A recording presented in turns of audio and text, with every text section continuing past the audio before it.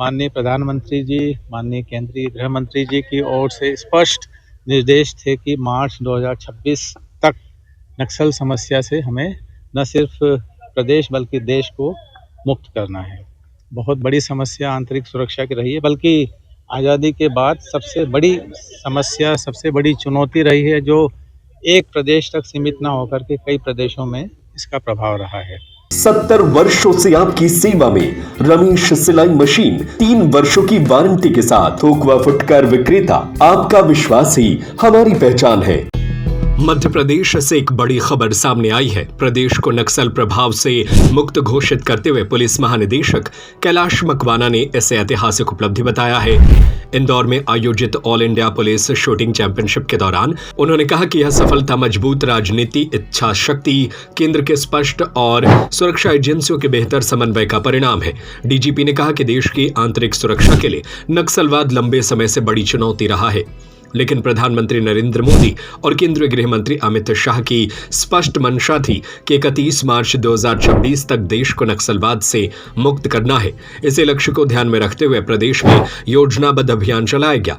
उन्होंने बताया कि खुफिया तंत्र को मजबूत किया गया, लगातार ऑपरेशन चलाए गए और पुलिस, केंद्रीय बलों व अन्य एजेंसियों की बेहतर तालमेल स्थापित किया गया। इसका नतीजा ये रहा कि नक्सल नेटवर्क की कमर टूट गई। कई इनामी नक्सलियों ने सरेंडर किया, जबकि कई बड़े ऑपरेशनों में मारे गए। हाल ही में टॉप कमांडर थिप्परी तिरुपति उर्फ देवजी ने तेलंगाना पुलिस के सामने आत्मसमर्पण किया। वहीं मल्ला रेड्डी जैसे बड़े नाम भी अपने साथियों के साथ मुख्यधारा में लौट आए। सुरक्षा बलों के सख्त कार्रवाई से नक्सली नेतृत्व में भी खौफ देखा जा रहा है। डीजीपी मकवाना ने स्पष्ट किया कि अब फोकस सिर्फ ऑपरेशन तक सीमित नहीं रहेगा, बल्कि शांति और विकास को स्थायी बनाए रखना प्राथमिकता होगी। जिन इलाकों में पहले लाल आतंक का प्रभाव था, वहां अब विकास कार्यों को गति दी जाएगी। मध्य प्रदेश का नक्सल मुक्त होना न सिर्फ राज्य बल्कि देश के लिए बड़ी उपलब्धि माना जा रहा है। अब निगाहें 31 मार्च 2026 की उस तारीख पर है जब पूरे भारत से नक्सलवाद के खात्मे का लक्ष्य रखा गया है। बहुत बहुत धन्यवाद। इसमें माननीय प्रधानमंत्री जी, माननीय केंद्रीय गृह मंत्री जी की ओर से स्पष्ट निर्देश थे कि मार्च 2026 तक नक्सल समस्या से हमें न सिर्फ प्रदेश बल्कि देश को मुक्त करना है। बहुत बड़ी समस्या आंतरिक सुरक्षा की रही है, बल्कि आज़ादी के बाद सबसे बड़ी समस्या, सबसे बड़ी चुनौती रही है, जो एक प्रदेश तक सीमित ना होकर के कई प्रदेशों में इसका प्रभाव रहा है। बहुत अनफॉर्चुनेटली दुखद घटनाएं भी हुई हैं, मुखबिर भी मारे गए हैं। कई एम्बुश और एनकाउंटर्स में हमारे न सिर्फ प्रदेश पुलिस, अन्य प्रदेशों की पुलिस, बल्कि केंद्रीय बलों ने भी काफ़ी हानि इसमें उठाई है। और जब एक राजनीतिक इच्छा शक्ति जब इसमें स्पष्ट हुई डाउन द लाइन, फिर माननीय मुख्यमंत्री जी के स्तर से भी इसमें पूरी गंभीरता दिखाई गई। पिछले एक साल में लास्ट दिसंबर 2024 में मैंने डीजीपी का पद ग्रहण किया था। उसके पश्चात से पहले ही सप्ताह से एक बहुत ही योजनाबद्ध तरीके से हमने इसमें कार्रवाई की। स्पेशल डीजी रैंक के अधिकारी को एंटी नक्सल ऑपरेशंस का प्रभारी बनाया। यंग आईपीएस ऑफिसर्स को हमने एसडीओपीज और एडिशनल एसपीज, एएनओ की टास्क दी। यंग डीएसपीज को हॉक फोर्स में हमने तैनात किया। गृह जिले में पदस्थापना के शासन से आदेश कराए। हॉक फोर्स जो हमारा मेन जो स्ट्राइकिंग फोर्स जो नक्सल में बहुत ही कारगर रहा है, उसमें बल वृद्धि की गई।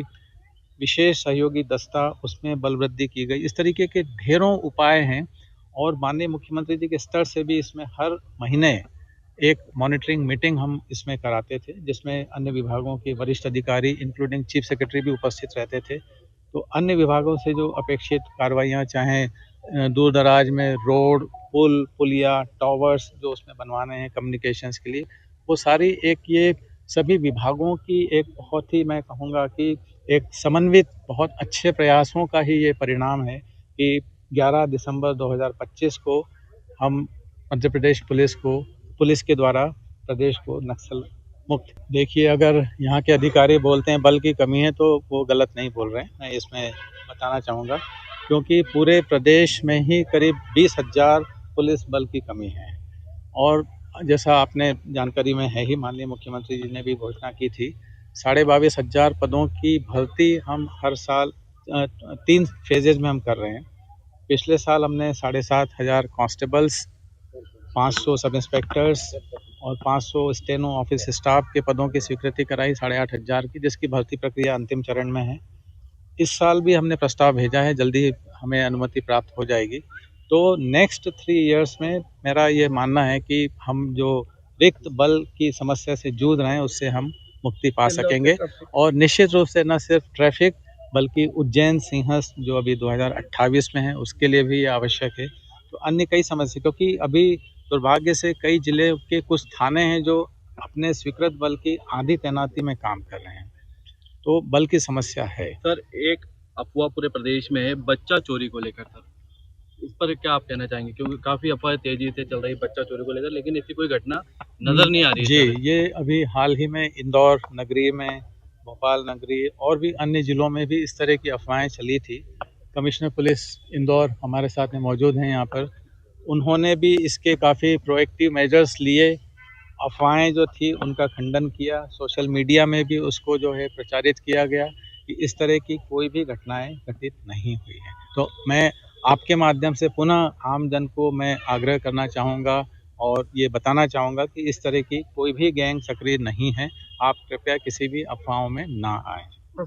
70 वर्षों से आपकी सेवा में रमेश सिलाई मशीन 3 वर्षों की वारंटी के साथ थोक व फुटकर विक्रेता। आपका विश्वास ही हमारी पहचान है। सिलाई मशीन की मोटर रिपेयरिंग एवं सभी प्रकार के पार्ट्स उपलब्ध हैं। रमेश की नकली मशीनों से सावधान। बाजार में हमसे मिलते जुलते नामों को ओरिजिनल बताकर नकली मशीनें बेची जा रही है। रमेश सिलाई मशीन ओरिजिनल पुरानी दुकान से ही खरीदे। अधिकृत विक्रेता रमेश सिलाई मशीन, पता झरना परकोटा हनुमान मंदिर के सामने सागर। 9340215585 9098874839 6264361136।